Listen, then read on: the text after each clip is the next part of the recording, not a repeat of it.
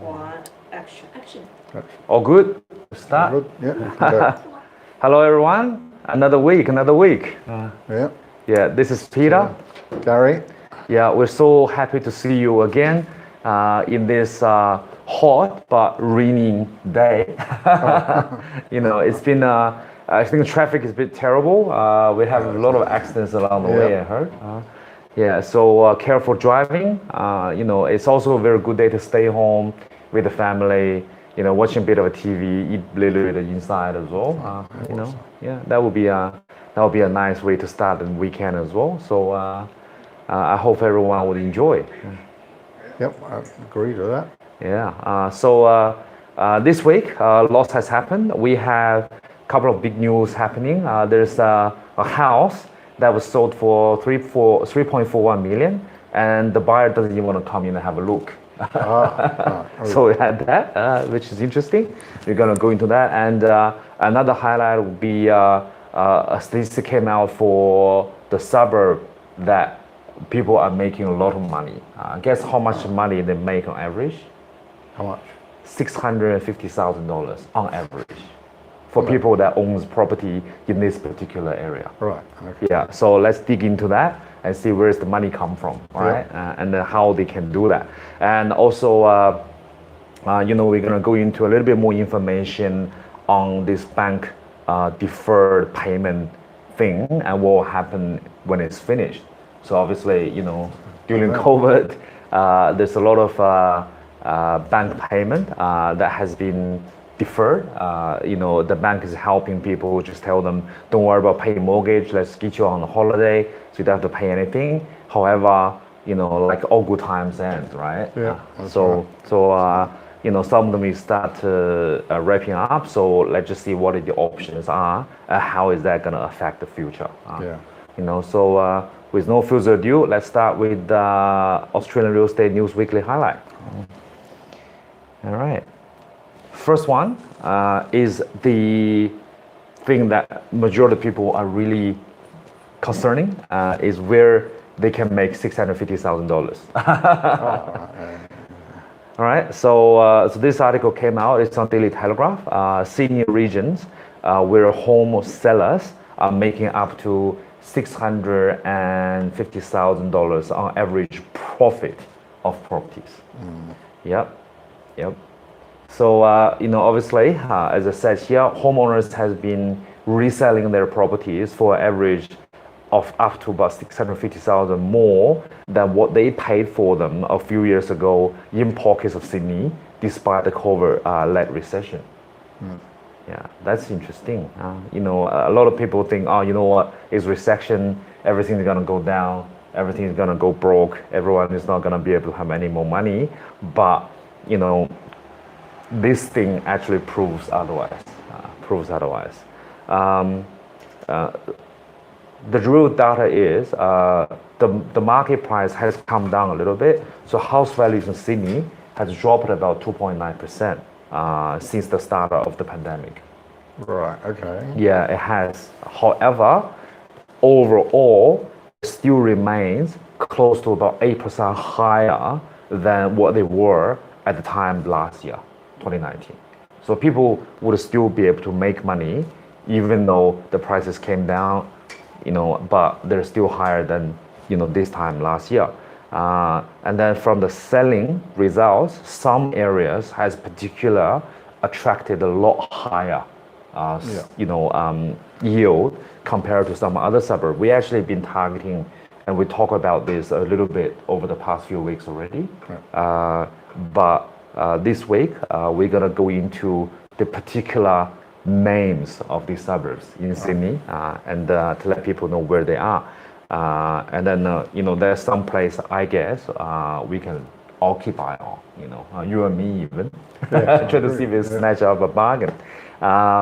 There has also been, the reason why is for some of these areas, they're very good area to live in particular. Majority of the area, I had a look at it, are the areas that is very quiet but very convenient, all have its own sort of shopping centers.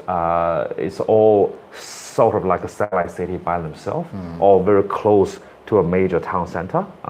And then obviously with the low interest rate and the low supply on the market of these properties, this could come to the only result, which is people making money by selling them. Majority of these properties are being held by these owners between 7 to 8 years. So the secret or not secret about real estate market is not wait to buy, it's buy and wait.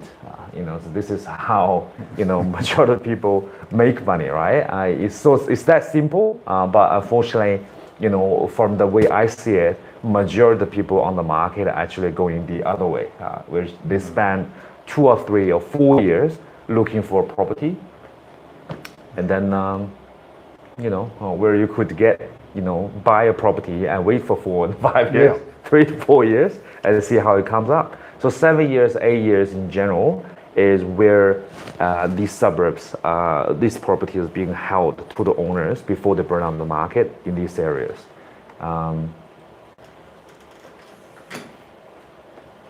Let's see, the median resale profit of units, townhouses, and houses on the northern beaches was 585,000, and then nearly 96% of the sellers made money out of these transactions.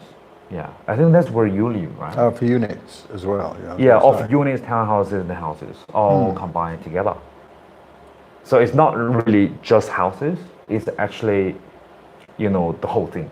Yeah, it's the whole thing. Well, let's say, in the CBD, like even the CBD is actually not one of these areas that we talked about, but in the CBD areas, the units still went up pretty quickly. In areas like Chatswood, when I first started my job, which is back in real estate, which is back in about year 2012, 2013, a 2-bedroom apartment in Chatswood is easily under $1 million. Like with $1 million, you can get something amazing. But if you're just looking for 2-bedroom apartments in Chatswood, you'll be probably paying somewhere around 700,000 to 800,000. Where now, the property that we recently resold are all at about 1.5 to about 1.8 million for 2-bedroom. So that's more than $1 million, in terms of the profit, but we're talking about on average. So these areas performs well overall, not just the houses, but units and townhouses, and then not just on a particular area, building or anything, it's just the overall on average. And 96% of the sellers make money out of this transaction. Like what we just talked about today, if it's 96%, it's just almost 100%, because there are always cases where people are transferring properties between each other without making money for a particular reason. For example, parents passing on to the children, siblings transferring properties between one another. You get maybe 1 in every 20 cases, so that's about 2% gone as well. So that means 98% of the sellers make money out of the transaction. I was just stunned by the 585. I thought it was far higher than that. Oh, really? The houses. I mean, you can't really buy anything on the northern beaches. Well, you can't buy anything for less than $1 million. That was 2 years ago. So this is profits. it was profit. It's profit. So 585,000 is the money they made. So it's like you buy something $1 million. Yeah, and you sold it for 1.6. That's 600,000. It's not the average prices. No. It's profits. I misread it. But, Yeah. My goodness. Yeah. That's probably fair if you've been holding it for a few years, but Yeah. even less. As I said the other day, what was it? Coleroy had prices over 2 million, went up by 10% in 3 months. Yeah. So that's by definition almost $200,000 in 3 months. So yeah, you'd expect this. Yep. Yeah, and there was Same with the others as well. That's right. And a similar outcome for sellers in the Hill District. Hill District is actually not a district I'm very familiar with, because coming to Sydney, I know Eastern Suburb, I know Lower North Shore, but Hill District was a bit far. Yeah, they've all got 3 heads over there. That's right. But now, Tasmanians now. yeah, but the median resale profit was 598,000. It's even more than the Northern Beaches. Yep. And the Ku-ring-gai Council, which means areas like Lynfield, all that area, the figure was 616,000, and the median profit in Willoughby Council was 652,000. Yeah. You know, so Willoughby Council is Chatswood. Yeah, You know, it's all, you know, that, you know, particular pocket. You know, Willoughby, North Willoughby, you know, Chatswood, in that particular pocket, Lower North Shore area. You know, which makes sense. It really makes sense. The typical seller in this region has owned their home for about 7 to 8 years before trade them again. Typical.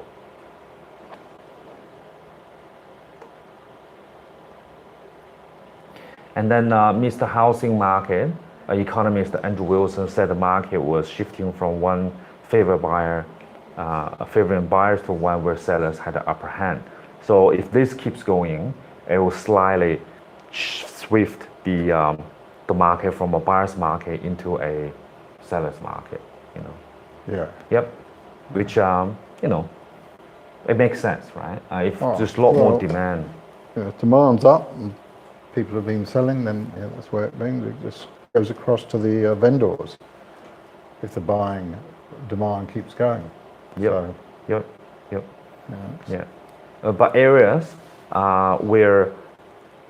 where there's gain, there's also loss as well. So for some areas, just over 16% of the sellers in Parramatta and Ryde, where developer released a mass of new apartments, lost money on their sales. Typical loss was about $40,000. yeah.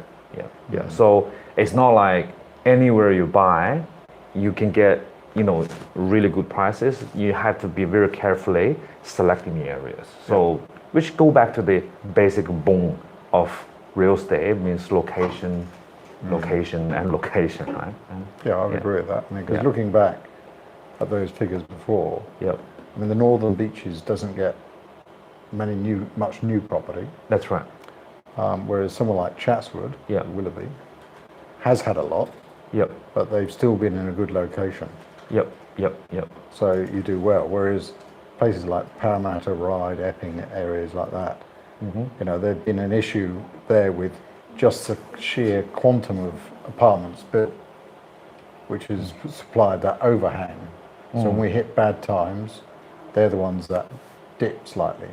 So That's right. That's there right. we go. That's right. And then I agree with what yeah. Piddington was saying. So I live on the Northern Beaches. Yep. And stuff goes very, very quickly. And there's an apartment across the road from where I live. Sign up less for a week with a sold sticker comes on it. That's right. That's right. So Yeah, it just wasn't enough sale. You know, I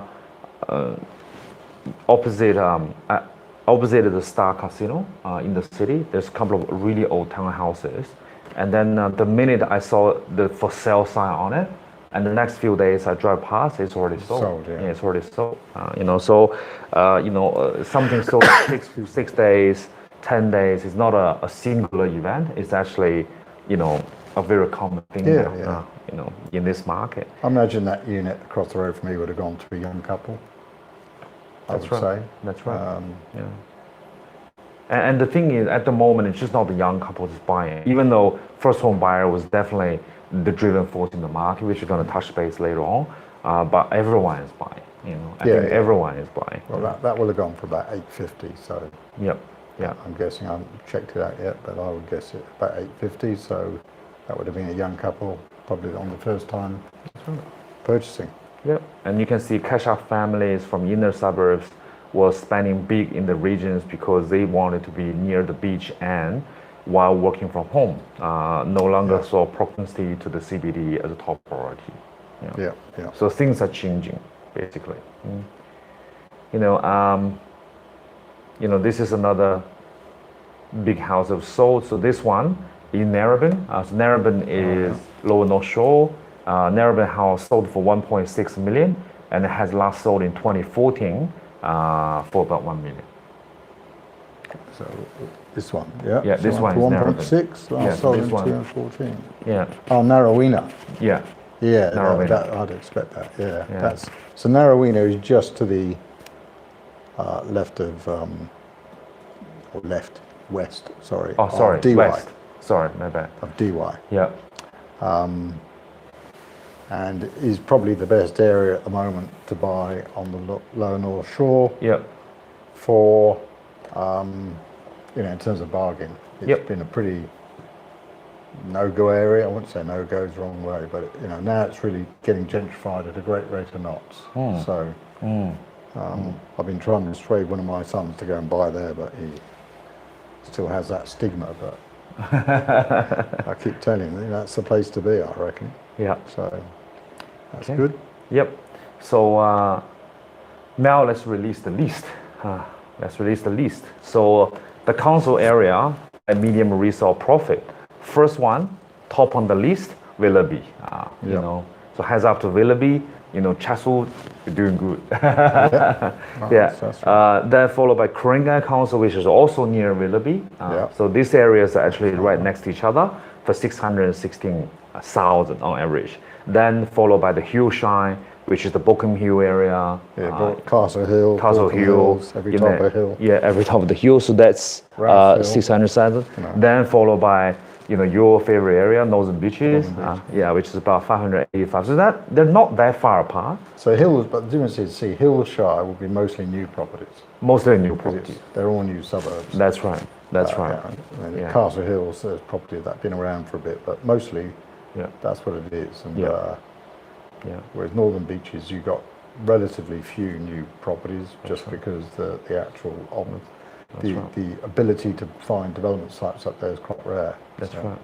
Yeah, and then I've once had the opportunity to buy a townhouse brand new off the plan for about $1 million or 990,000. I should have taken it. Yeah, and it hasn't even finished yet. So by the time next year, it probably will be There's more. still good bargains to be had up in the hills at the moment. Yeah, there There's is. certain areas of the hills which are oversupplied. Yep. And I mean, the developers are still trying to get out ASAP. That's right. So, someone's really looking for a good bargain. That's a good area to see. That's a good area to go and buy a house at the moment, I would suggest. That's right. And, in a few years' time, you'll do very well. Yeah, especially when, what do you call it? The West Connect and everything is being built. So the big highways are taking a lot shorter time to get into the huge area. I mean, the hills has benefited because it's got all the new, metro's gone straight New through metro, new there. So metro. places like Norwest and etc. has done. And it's already got massive shopping centers as well. So Hill, Northern Beaches, the Hornsby, also in the north. I guess it's just keep going for the Willoughby, Ku-ring-gai, and then Hornsby. So that whole line is actually, the prices are booming. And then coming to Redwick, the Inner West, Mossman, North Sydney, and Sutherland Shires. So all these areas are the areas that people made significantly amount of money, by trading homes. So the reason why we have our main office in Chatswood also defines because we wanted to be able to help our buyers to pick in the best areas possible. So you can see, the Chatswood office would cover Willoughby Council, would cover Ku-ring-gai Council, and it would cover Hornsby Council as well, which are, the top 5. It was 3 of the top 5 areas that people are making, really good money. And what's funny enough is that the Chatswood office, before I turned into our office, we were actually using that space to promote a developer's project, which is in the Hillshire area. So, it's all there. And if people understand about the market, those are the areas that I think you guys should be really looking into it. Yeah. Okay. So next one, that's the interesting. Crumbling Hoarder House sells for $3.41 million to buyer who refused to go inside. We have a reason why. Peg. Let us show you the house. I wouldn't go in that neither. It's just a slightly old-fashioned, It's got a elegant timber on it. Falling apart timber. Yeah, so that's the house in Concord. Um, Originally, this house was actually only have a price guide about 2.5 million. Yeah. Yeah, that's the original, price guide. And then cleaners had to come in weeks before the auction to clear up much of the mess. But inside there was still stacks of outdated TVs, boxes, filing cabinets burned under the coffins, and a pile of loose doors. Yeah. I remember I actually see this house before. I think it was in one of the TV shows. The owner is a bit of a Was. yeah. But, Well, the owner they're was hoarder. They call the them hoarder, hoarder. And yeah, you get people who hoard yeah. all kinds of things. Some people hoard newspapers, and they've got rooms full of newspapers or Yeah. magazines, whatever Yeah. it is. Yeah. And other people, there was one famous one down in the eastern suburbs, used to just hoard rubbish, it's absolutely stinking, horrible place. Council had to come along and sort it out. So that's what happened. It was a hoarder, had lots of junk in there, and Yeah. obviously hadn't spent much on the outside of the house. No. And then by the look of it, even though it's such a crap like this, the agent who's listed this property said this is actually Desirable historic. yeah. He said the mess was mild compared to how it has been. Oh yeah, Yeah, I can yeah. imagine with our cleaners. In there. Yeah, imagine what it was when people actually were there. I love his phrase here. Yeah. The house is not going to fall over, but it is also Well beyond repair.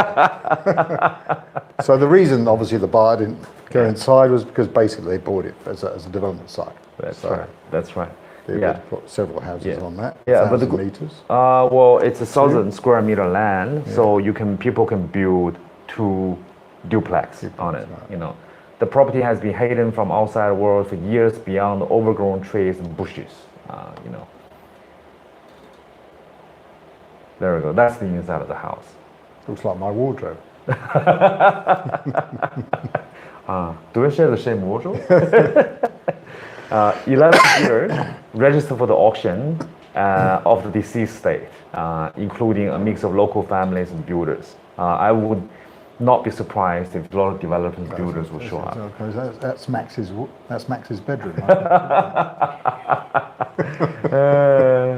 Yeah, we'll It show looks Max. like his Yeah. bedroom. He had Yeah. 30 kids across last night at about 1 o'clock in the morning. There'd been some party all dressed as Superman or something. And I only know I was in bed. I had the dog going off.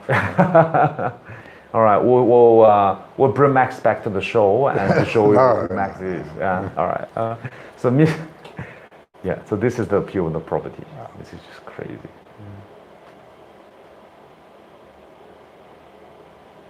Yeah. There we go. Yeah. So the reserve of 3.2 million. Strong interest in the lead up to the auction encouraged seller to set an ambitious reserve of 3.2 million, and the guide was 3 million. It was a real home. There are not many blocks in this size in It's Hong the Kong. land, though, isn't it? It's not People the- really just buy for the land anymore, but the price was unexpected. So the opening bid was 2.5 million, and the offer went up to about $100,000 increments for most auctions. 4 of the registered buyers raised their cost to bid. Looks like an intensive auction. It's a hot auction, and then later on just sort of end up at 3.41 million, which is well above, the reserve price. Yeah. Yeah, and then the buyer told the Sunday Telegraph he never even went inside. The buyer said, "I didn't want to see it. I didn't care about the house." Right. Yeah, he said, adding he wanted the land to build a new house for investment for his family. Right, there we go. There we go. It looks like the builder. That's a nice new house he's got there. Oh, that's just the That's the what he's got. parliament. That's the new house. That's a new house. That's the one he's going to build. Yeah. Yep. The house was on the block for more than 1,000 square meters. Yep. There we go. Not much is known about the firm owner who was reported to have purchased the property in the 1980s. Gosh. Yep. Then let's come back and have a look at our beautiful eastern suburb. Point Pepper again. I think Point Pepper has become really well known. After the big sale happens week after week after week. So now again, let's take a look at this one. Point Pepper time capsule sells to businessman David Royal and wife Carol for $13.7 million at the auction. Yeah, Right, it's a lovely house and a lovely location, lovely view. Yep. Let's have a look. It is old, but at the same time, it's very classy. I think I like how, even back in the days, about 45 years ago, the way the window was maintained and how, you can open it all the way, and then how you have almost the floor to ceiling glass to, represent the best view of it. They didn't spend, it wasn't a cheap build. Back in the days, this was a premium build. Yeah, and then what's amazing, once again, the price guide is 9 million to 9.9 million and sold for 13.7 million. Yep, a Point Pepper time capsule owned by the 80-year-old Carmen McDonald for 46 years, sold for 13.7 million at the auction last night. And the grand old dame was the date with the bulldozer. Rewide Double Bay, again, a very good agent. Had 11 bidder registered for the 5-bedroom home with a harbor view on a 1,160 square meter block. And the price guide was 99.9. Which later on we have another property, have the same price guide. Let's see how much we end up there. The reserve It's 10. The reserve is 10. That's the real thing, isn't it? That's what, Yeah, there's a 3.7 premium over the reserve. that's right. That's the real thing. Yeah. And he called it on at 2.5. So Yep. he either wasn't that confident, thought it really did think it was going to go for around that price, Yep. or he saw the strength in the market and just got it on the market. Because once you got a lot of bidders and get it on the market, then it goes off even quicker. That's right. It's great. Yeah, so you can see this is the house. Beautiful, beautiful. Bid open about at 9.25 million 9.25, yeah. and jumped in a range of increments, including 250,000, 100,000, 50,000, 25,000. There was quite a few bid. And then the buyer was a local family who planned to knock down the existing house and build a new one. Oh my God. Oh, Really? Yeah. Wow. Knock down this house and build a new one. That's interesting. and So that's- want to build units. So that's two people. That's two buyers. Want to knock down and rebuild. Yeah, except this buyer really went into the house. The other one didn't. So, on this one, you think twice, wouldn't you? The Yeah. other one, Yep. Yep. Yeah. It's not falling apart, but it's beyond you're repair. not going to be very popular if you go home and say, "I've just bought you a new home, darling." Wow. Here's a peg. Wow. Yeah, the underbidder wanted to redevelop the site for home units. Yeah. Wow. Okay. Interesting. No, well, you very often find that when the market's really hot, Yep. the owner-occupier Yep. will outpay very often developers, That's right. even if they can get more That's right. dwellings, obviously. That's right. And then looks like regardless, this beautiful home here is set to be knocked down. Well, because both the bidder and the underbidder want to knock it down. Although not surprising given the view and the potential of the site, it's set in a way that this home, Yeah. need to be knocked away. And Porty is the agent, described the eastern suburb top end market is on fire. I've done $30 million in sales in the last few weeks, and people think I have retired. Oh my God. Oh my God. It is, as I said, it's a strong market. It's going to stay strong, Yep. certainly up to Christmas. Yep. I think the upper end, it will stay pretty strong. I think what's driving it is the low interest rates, It is. with the expectation that we're going to have even lower interest rates to come. Yep. The only blip is unemployment Yep. as and when that starts to come Yep. through. Yep. But it's not going to affect the eastern suburbs to a Yeah. huge amount. That's right. Especially the higher market is not really going to affect it. Yeah. But so it will be the outer fringes probably that cop it the worst when that happens. But I mean, look, Australia at the moment, statistics are looking pretty good. I mean, well, not good. They're not looking as bad as places like America. That's right. That's where right. I think, in a few months' time, you'll find there's going to be a big downturn. Everything I read about America, there's sort of, That's right. it's turning over to go back down again. So if they don't get the stimulus through very quickly, we can expect the economy to start falling over Yep. later this year, beginning of next year. Yeah, and the government is still preparing for the U.S. government is still preparing for the presidential debate, and then they're still fighting. They're still having the election happening. I think it's really just the worst time to have an election and get people to focus on that rather than, what the real problem is at the moment. But it doesn't matter. Yeah. It is what it is, right? Yeah. Yeah, and we'll just see how it's going to affect us. I think that's the most important thing. Next one. Now we're talking about price. Let's talk about speed. So Spanish style Mosman Beauty sells in just 6 days. The buyer. Oh, it's a house. It's a house. Oh, I've put this on. Yeah, there we go. 6 days. 6 days sell. I really just saw this house. I was actually gonna go and have a look at this house. Unfortunately, looks like it's too late for me. Yeah. So let's take a look. It is a beautiful house, no doubt. Very well built. I like the white bricks. That's how the courtyard is like. That's the. But no views. Yeah. Well, let's take a look. 2 things. No view. But No 5 pool. million. Yeah. No view, no pool. And sold in 6 days at about $5 million. Wow. Well, I think that's what we said last week, wasn't it? $10 million is the sort of new $4 million in the eastern suburb. the $10 million house now is the thing that you're going to get if you want a bit of view. That's right. If you're going to get a nice view or anything of that nature, you're going to have to pay $10 million for a nice big house. But something like that, it's quite large, very nice house. But again, no aspect, no view. But I imagine locationally, etc., is very good. Yep.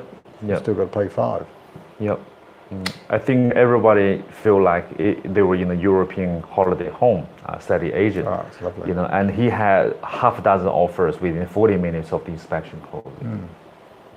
Wow. Yeah, it must be a very nice house. Yeah, but now I think, however, the industry sources review is sold in the high 5 million. It's not even 5 million, it's a high 5 million. Well over the 4.8 million price guide. Home sold in just 6 days. Wow. Okay. This is amazing. It's just how I think the housing market is. From Concord, which is the western area, and Concord is actually not that prestigious of area, but talking about 1,000 square meter for 3.4 million for a really Well, for a piece of land. for a piece of land, That's which what you're gonna it is. spend another maybe 1 million or 2 million to really just Yeah, get at it least. done. $5 million investment looks like it's not a bad deal. That's good. You know? Good way of putting it. Yeah. Yeah, and you probably wouldn't. I don't think really they can build something with $1 million budget like this. No. It would cost a lot more Right. to actually get it done into this level, and it's Mosman as well. So so western suburb is hot, eastern suburb is hotter, and then now North Shore. Well, North same Shore thing. is very hot. Yeah, I mean, same as I thing. said, the whole housing Yeah, market it's is hot at the moment. It's hot. Yeah. It's not just us alone. As I've always said, Yep. UK's hot. Yep. America in pockets is hot. Yep. Pockets aren't. Yep. And as I said, it's all the low interest rates which is driving it. Basically, people can afford to borrow large amounts at the moment. Yep. And then let's have a look. Another one. So this is another one for a new owner. I believe sets the new benchmark for semis in the area. So this is a semi. It's not even a house. 30A, Mandalon Road for undisclosed price. The guide for edge design was 5.75 million to 5.95 million. Wow, a semi. And the place was owned by Nick and Philippa Taylor since 1994. So it's not really that new of a house neither. But it does have really nice sort of internal feature. You can see there's water features inside the house. It's got a very edgy and new design to it. Wow. Okay, this place is just for people to live in. This is crazy. $6 million is like nothing. Now, in Lower North Shore, huh? Well, you know, I actually sold my house. I own two houses most of them. I bought them for about sort of mid-high 2 million. And I thought, you know, and I sold them for each, yeah. And you know, it was sold somewhere around sort of 3.5 to 4. And I thought at that time it was already pretty good results. Looks like Sold too quickly. Sold too quickly. Well, doesn't matter. There's still opportunity, right? Let's have a look at the rest of my investments. All right. Yeah, talking about $9 million to $9.9 million guy. There we go again. House across the road from the $24.6 million record-breaking Vancouver house has a $9 million to $9.9 million guide.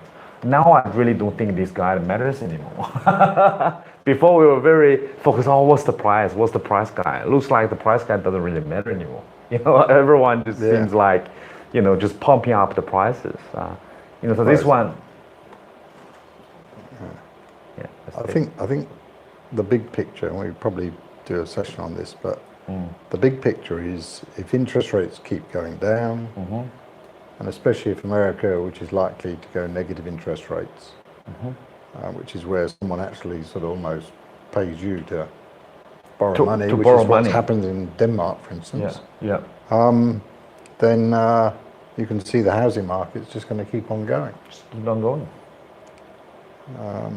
So look, I'll do some work and we'll perhaps have a session on it another week. But basically, what that would suggest is if you can buy now, when I say now, I'm talking about the next 6 months to a year, you'll do very, very well. But I'll do some more research first on that.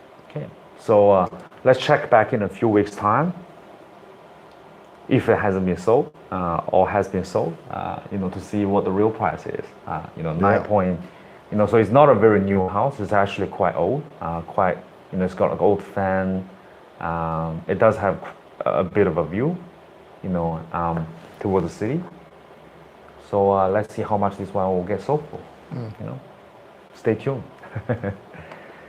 Alrighty, moving on to the next one. The prestigious Australian suburb with surprisingly affordable pockets. From week to week, we've been asked by people, Pete, you always been talking about big houses, you know, massive results and all that, you know, but like, am I able to get into these areas? What does it have to do with me? I don't have $10 million to spend. I don't have $20 million. I have maybe $2 million.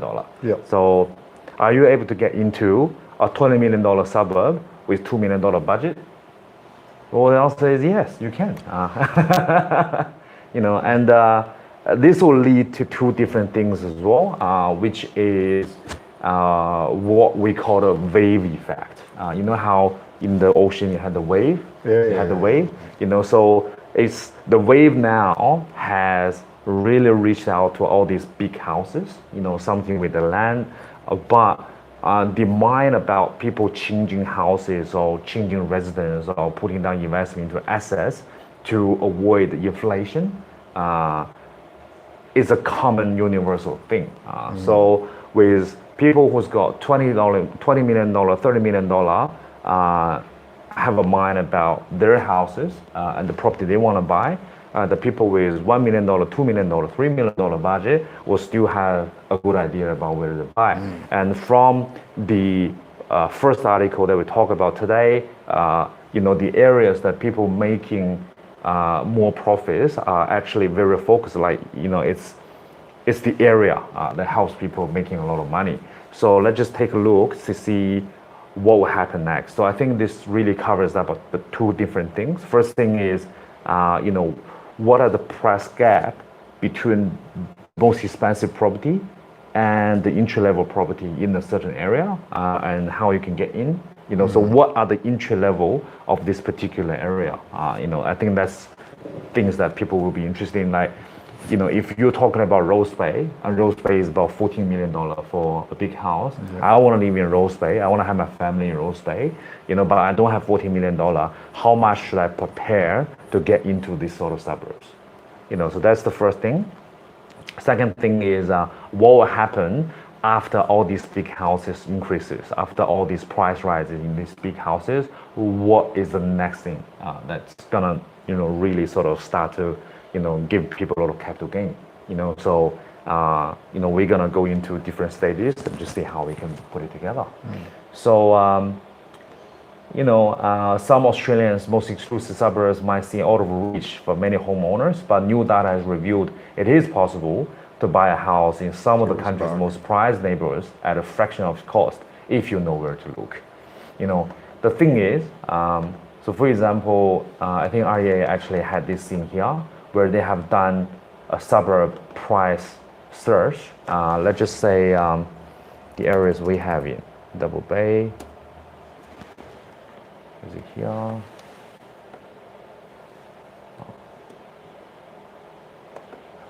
Let's pick a suburb that we all familiar with. know. Gosh. Yeah. Oh, there's so many of them. Yeah.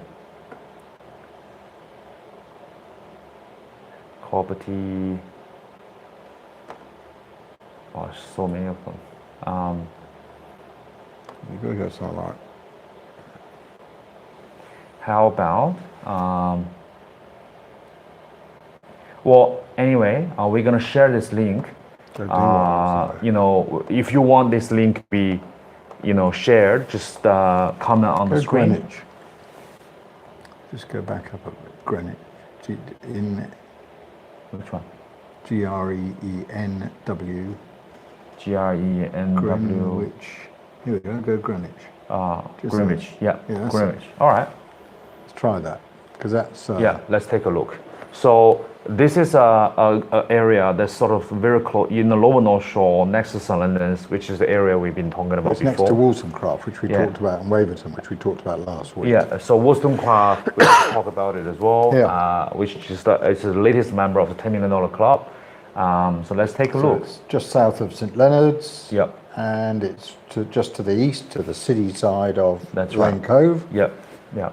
So we can have a look. So Greenwich. Got harbour views in a lot of properties. Yeah, you have price point at about $4 million on average in this tip of the Greenwich. However, if you just want to get into the suburb, your entry level is actually as low as just $2.3 million.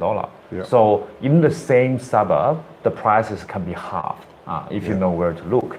Our suggestion is that if you are interested in buying a property, and if you just don't be too fast about the size, the aspect, the proximity to the shops, or the shape of the apartments and all that, as long as you can try not to focus too much on these factors, you can really pick up a really good bargain at a fraction of the prices compared to the areas averages. Really depend on your lifestyle. But if you're buying purely as an investment, this is a very good strategy. Yeah. This is actually a very good strategy. So let's take a look at this here. So this is a national. So that's really in accordance with that property we looked at earlier. That's right. Which went for $5 million in Mosman. Yep. Really beautiful Mediterranean-looking house. Right. That's right. But no aspect, etc. That's right. No views. That's right. Whereas Mosman, anything with a water view, you're really talking a house. Yeah. It's got to be 10 mil. That's right. That's all new. New. Yeah. If old, then different story. But like new. But even with old ones, you from time to time get surprising results. Well, it was a nice property, wasn't it? That's right. That's right. So let's take a look at this data here. So on the left-hand side to the right-hand side are the different areas in Australian national, and then that shows the gap between the most expensive house or most expensive property and the minimum level, entry level property, and what are the prices are. Let's just say Rose Bay, right? So in here, Rose Bay is a $14 million area.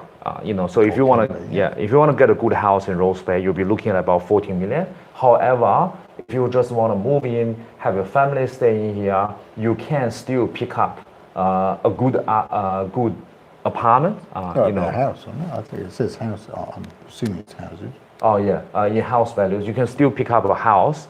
Let's just say maybe not a new house, maybe not a big house, but you can still pick up something around that $2-3 million mark. Yeah, small terrace or something. Yeah, small terraces on the main road, maybe. But you can still get in.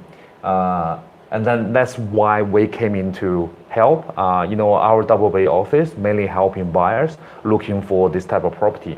Obviously, if you're looking for premium high end, we're there to help. But if you're just looking for something like a good price point, good bargain in a very high priced area, we're here to help as well. And then one of my favorite area, North Sydney, the house will be 11 million, but you can actually get something under 2 million. Oh yeah, Yeah. So Toorak, which is the best suburbs in Melbourne, to many people, you can, majority houses in there will be around sort of 7-8, where the best ones is about 10 mil, and now you can still get into the area at about, early 2 or around 2 million. So this goes on and on and on. Basically it just means, you still have a good opportunity to get into the market before you get completely priced out, not just out of the apartment or the houses or any particular type, but the whole area. You get priced out of the whole area.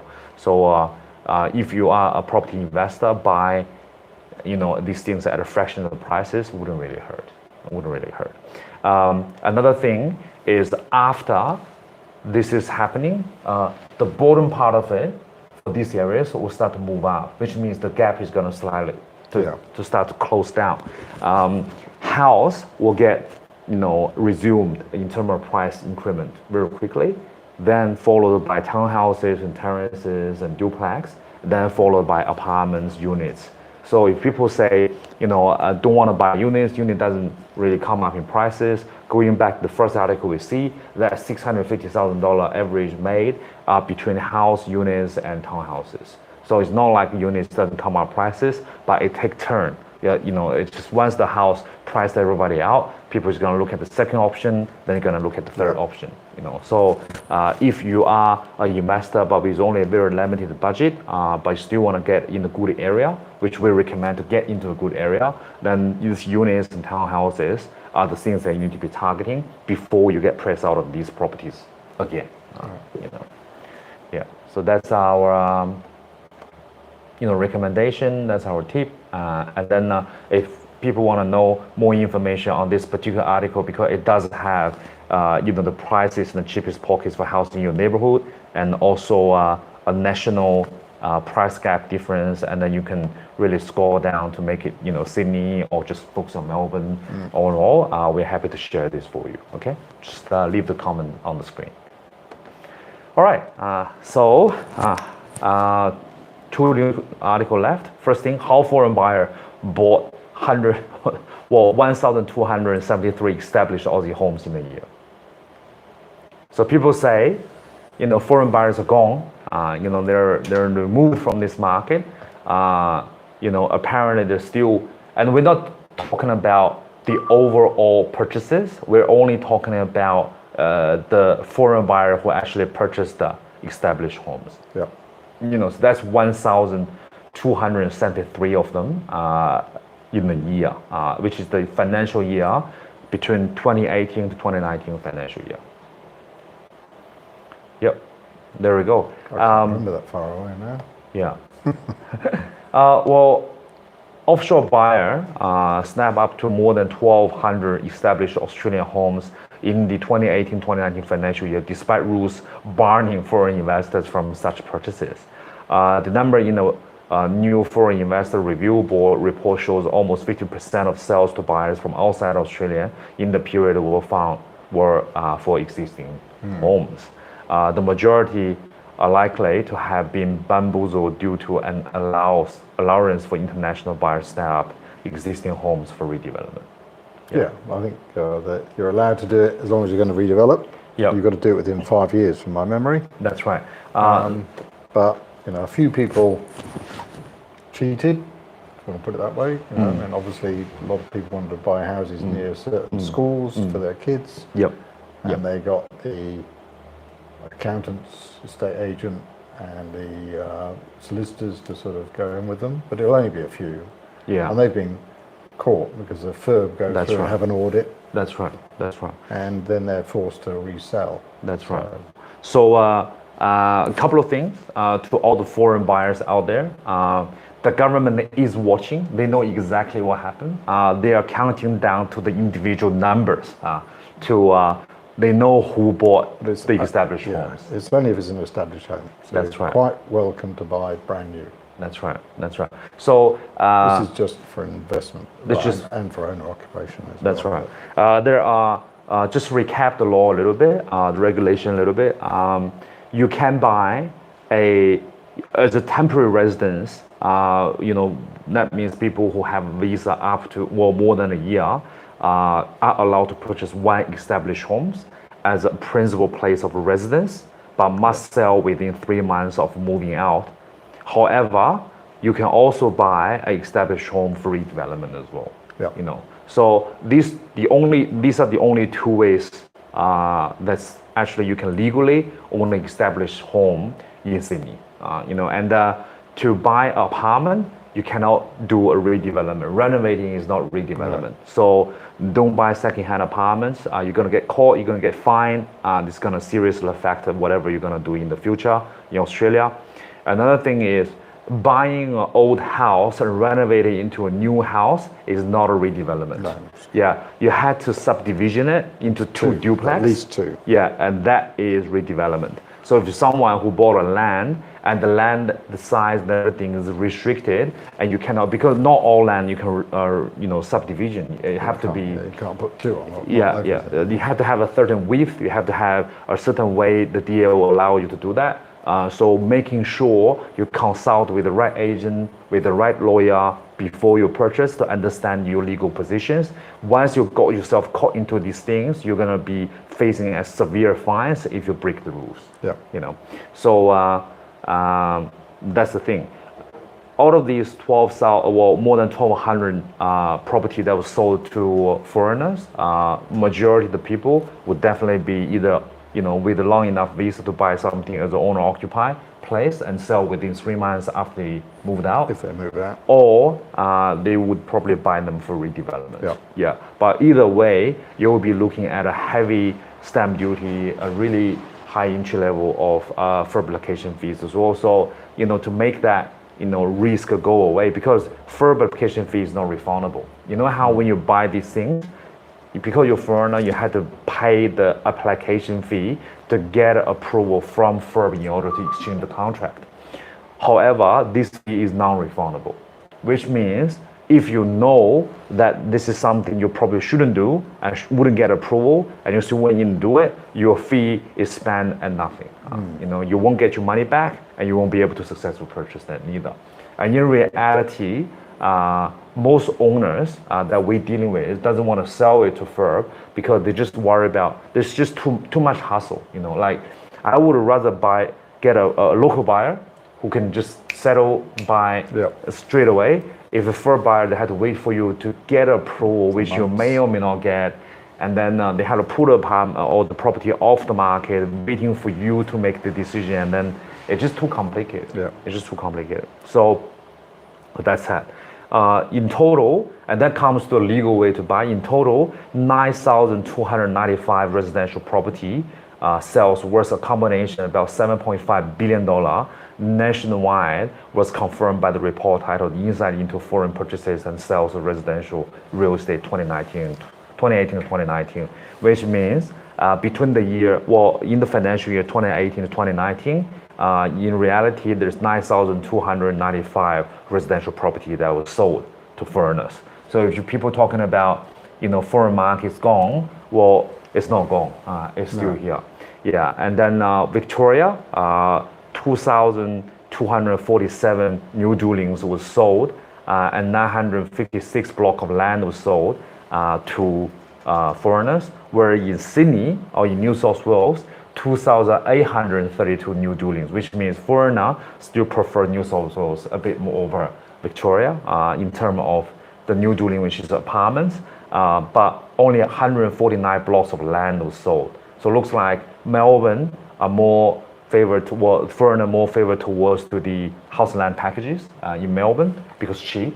It's very cheap. And then the New South Wales only 149 blocks of land, which means majority of people prefers units in New South Wales. And in Queensland, 1,054 new dwellings, which means Brisbane, Gold Coast, these property was sold to foreigners, and 379 blocks of land was sold. There's still more than New South Wales because Queensland, house land packages are still very cheap as well. So there we go. These are the sources from FIRB. If you need further clarifications on these things or need more information, let us know. We're happy to share the news article with you. Yeah, in total, 6,404 sales was for new homes and 1,617 for the vacant land. Yeah. And 1273, so it's 9.5. Yeah. So the first buyer is still here. They're still actively buying, and then a lot of them are buying for redevelopment as well. But with the opportunity become less and less, I think there will be less first buyers actually buying into the redevelopments, and majority of people will go into new dwellings and block of lands. Yeah. So if if you feel for a buyer, you're thinking about investing. In Melbourne, majority of house land packages. Where in Sydney, apartments are still the mainstream. Yeah. Okay, let's come on to the last one. Homeowners urged to consider options as COVID mortgage defers ends. Yeah, this is a heavy topic, for sure. But it's something that people have to face at the end of the day. COVID hit homeowners who pause their mortgage repayments need to consider all options, including in small number of cases selling their home as a mortgage deferral and expert says. Just recap a little bit. At the beginning of the COVID, the government, in order to help all the homeowners, they told the bank, or the bank has done as well, to allow purchaser to pause mortgage repayments. So let's just say if you need to pay back the bank $5,000 every month, you go to the bank and tell them, I want to get this deferred, apply online, and then you can get paused for 6 months. And further on, it has been extended a little bit further as well. This has helped a lot of Australian homes. But obviously, it's not about not paying. It just accumulate that part you own to the bank into your principal, into your capital, and you have to repay it later on. So that's how it is. And then at the beginning of the thing until now, there's almost 500,000 homes that defer their home loan. And then now, 55% or half of them are now back to normal. Yeah, it's good, isn't it? Yeah, it's good. Half of them is now back to normal. Realestate.com has done an intensive research on these things, and let's take a look at what happened. So loan repayment deferrals begins in March to help mortgage and small business customers financially impacted by the COVID pandemic and recession. The number of deferred home loans peaked at about almost 500,000 in late June, but had dropped to 270,000 by the first week of October, the Australian Bank Association said. And then I understand how it is because bless you. Yeah, I understand how it is because majority of the homeowners who have their loan paused are not really the ones that couldn't afford it, but they just didn't know what's going to happen. So they feel a little bit panic. They went to the bank, they freeze their loan, and the bank says no problem, and that's what it is. And then now, after a few months later, we are into October. Majority of the people who look at the market understand, okay, this is what's happening. This is the worst case. This is already gone. Australia has done really well during this whole. We are now in a recession, but Australia still has done pretty well in terms of the whole COVID precautions and all that. Even though it's still a little bit messy, something happened to our Prime Minister this week, and something happened to the CEO of Australian Post as well. I'm not sure if you hear about that. But despite all that, the whole thing is still pretty stable. Things are going. The economy is strong. Recovering. So a lot of people stopped using their loan deferred payments. And repayments has resumed on 82,000 small and medium business loans as well, representing 41% of these deferred loans. So things are getting back to normal. What we need to talk about is what's going to happen with the other 50%, which is the ones that still have loan repayments paused at the moment. There was temporary deferral has ended with about 80,000 mortgages accessing by bank during September, and another 180,000 due to be examined by the end of October. So the bank is going to really look into them and to see if they are really cannot afford it, or they're just really not paying because it's just going to help their cash flow. Either way, the bank is fine with it. But if you are back to normal, you're back on your feet, it's time to pay. It's time to pay. So it's really not going to affect majority of people, because the people that get forced to pay are the people who can afford to pay. So if they can afford to pay, then that means they have no problem. They don't have to be forced to sell anything. They're not financially stressed. They're just doing what they normally should be doing, and that's it. And then with the low interest rate at the moment, they pay less as well. So let's have a look. What's going to happen to those ones who really, really couldn't pay? So, and I think that's where people really going to look into it and then see what's going to happen, because a lot of people really worry about there's going to be a large amount of properties flashing into the market, and people are going to start to lose their homes, and everyone is going to be, it's going to be the living hell of everybody, and then the screaming, crying, and everything everywhere. But in reality, let's see if it's really going to happen. So the bank is giving a couple of options. The 4 more months extension is one of the options. So if you really, really can't pay, then the bank will give you a further 4 months extension. However, it will be more difficult to get compared to the first 6 months. Which makes sense, for employee of businesses that have been forced to remain closed for limited in their return, it will be a much needed lifeline, which means they're gonna give the loan pause, the loan deferral to the people really need it. So and then apart from the further extension, they also talking about other tailored options as well, which means if you are now on a loan deferral and your interest-free period is, or your deferral payment is about, the payment holiday is about to end, it's time to come back and talk to the bank. Again. There's also another option where you can convert it into an interest-only payment for a period of time, which means you pay a lot less repayments compared to the principal and interest model. And then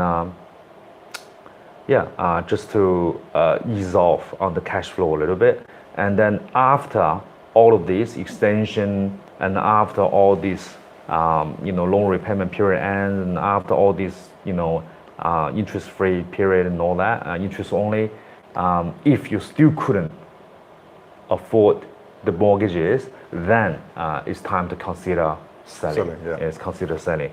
But with the market at the moment and everything is selling really quickly, really hot, one of the project that we went into today, we actually drive down to a project in Olympic Park today, just to have a quick look at this function. There's a barbecue, some music events happening, and we know the developer is a friend of ours, so we're in there just say hi. And then he told me he has sold 16 properties in about a week. Really? Yeah, in about a week. And he said the price is fair, the price is very reasonable. 1 bedroom with a car, everything is under 600,000.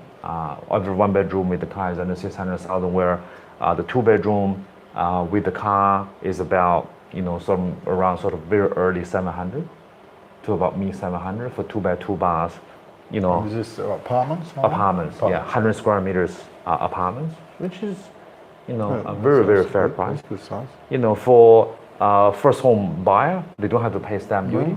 You know, it's 5% deposit, which means, you know, if they have $35,000, that will do. You know, so they attract a lot of buyers, they attract a lot of new purchasers, and they sold like almost 20 properties in a week. You know, so market is start, and the good thing, and the thing is, this selling whole process start to resume as well, where it actually literally be paused for quite a while. It's been paused for a while until later on now it start to resume. Yeah. Yeah, so looks like the market is really into that particular time where everyone is, you know, trying to, you know, get into the market and to buy, and then, you know, obviously it's a good time to sell as well. So there is a problem after the loan deferral end, but it doesn't seem to be like the end of the world problem, like everybody was thinking before. No, I think the numbers, well, we'll have to just see how it does pan out. Again, it will be very geographically focused on certain areas, I suspect. Yep. But basically, look, the banks don't want to throw people out. They want, you know, they spend a lot of money getting people to take mortgages. That's right. So they obviously want to keep the mortgages going if they can. But if at the end of the day somebody has lost their job, for instance, and there's no prospects of getting another job in the foreseeable future, then, you know, hopefully they'll sit down and they'll come to a view as to whether it's best for that person just to, you know, sell and move on, go back into the rental sector. That's right. Until such time as at least sort of try and get back some of their equity. That's right. That's right. Yeah, and rental market is a lot easier now with people. You know, they don't have to pay bond. Like last week we talked about Mirvac has this new development in Olympic Park where they just offer basically, you know, free sort of, you know, free mortgage. Free bond. You don't have to pay bond as long as you can provide, you can pay the rent, and that's it. You know, and you don't have to worry about bills or internet or all this stuff. They cover. They I cover suspect everything. they're aimed at young people, aren't they? That's right. That's right. So, but I mean, you know, a lot of this will be people who've got probably got kids and families and stuff. So yeah, but there's still 2-bedroom and think, 3-bedroom in the building, so you know that could help them. You know. Anyway, so sorry, time is about to run out. One last thing we need to mention is if you're a COVID hit home and you have a problem paying your debt, you should talk to the bank. And then go and talk to them. Don't be scared. Go and talk to them. That's right. It's much easier to do that than sort of stay inside and then all of a sudden you start getting nasty letters. So. That's right. I know drinking at home and watching TV is good, but you know, you know, partying to end sometime, and talking to the bank is the first thing you need to get up and do. Also, the government has set up a consulting hotline services. Like National Debit Helpline, and the hotline number is 1-800-7777. That's very easy to remember. You know, let the you know. Got to take it down. Yeah, just take it down. 1-800. 007. Yeah. Yeah. Yeah. To James Bond. You know. 1800. James Bond. James Bond.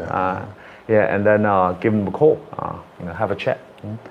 All right, so that leads to the end of the week, and then we wish everyone have a good weekend, and then there's a lot happening.